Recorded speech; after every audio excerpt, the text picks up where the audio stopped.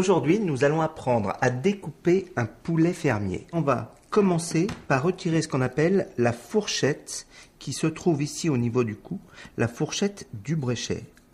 Alors, on glisse la pointe d'un petit couteau le long de cet os. Ici, c'est ce qu'on appelle, quand on déguste un poulet cuit, l'os du bonheur. On va aller le chercher un peu plus haut ici et on va juste l'inciser.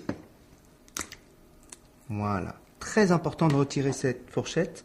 Ensuite, ce que l'on va faire, c'est qu'on va s'occuper des cuisses. Premièrement, prendre soin, regardez, de bien appliquer la peau le long du filet. Avec le même couteau, on va couper à l'intérieur ici du pilon. Ce qui nous permet avec le pouce, ici, de descendre la peau. Vous allez comprendre pourquoi après, cette action est très importante. Ensuite, vous allez pouvoir ici découper et suivre la forme du poulet. On va déjointer et là, vous voyez, simplement, on va suivre la chair et surtout retirer cette partie-là qu'on connaît tous qui s'appelle le solilès. La première cuisse est levée. Ce que l'on va faire, c'est qu'on va légèrement découper ici, juste au niveau de la jointure. Vous voyez, il n'y a pas besoin de forcer. Et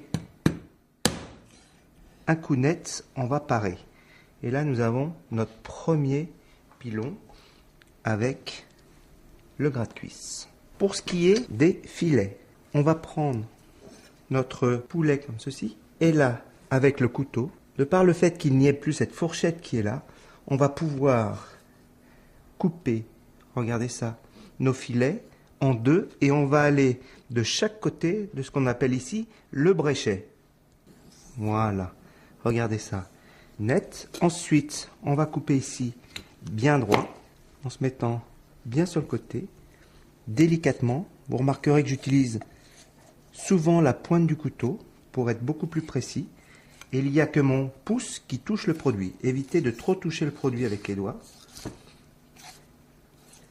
Ça me permet d'avoir un filet très joli. Autre avantage avec cette technique, je vais pouvoir ici retirer ce qu'on appelle les ailerons. On contourne, qui peut être excellent au barbecue, grillé. On retire cette petite pointe ici. Et l'aileron, éventuellement, vous pouvez le découper en deux. On cède de la jointure ici. Hop, pour le couper. Voilà, c'est un aileron. Et petit pilon.